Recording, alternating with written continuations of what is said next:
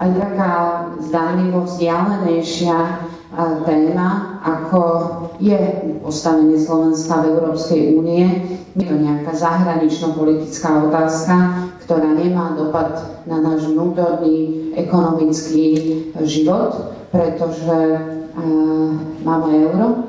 A to, či bude euro stabilné a silné, od toho závisí aj náš život tu na Slovensku, od toho závisia naše úspory a od toho závisí aj to, ako sa bude na Slovensku podnikať. Poviem, Volkswagen avizoval rozšírenie výroby na Slovensku a vybral si Slovensko pre dobrú skúsenosť s pracovnou silou, ale pretože Slovensko má euro.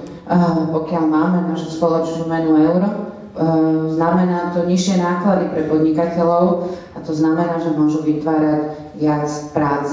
Preto naša účasť v eurozóne, náš záujem na silnom a stabilnom eure je našim životným záujmom a aj naša európska politika musí byť týmto smerom orientovaná.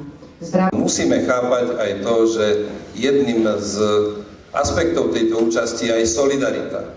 A tu sa práve vynárajú otázky okolo eurovalu, tu sa vynárajú naše postoje v Bruseli, kde či premiérka alebo príslušní ministri na radách zastávajú naše postoje a tie postoje musia byť solidárne. A navyše tu stojí otázka, čo ďalej s eurom a čo ďalej, ak vznikne elitný klub eura, či sa my dostaneme medzi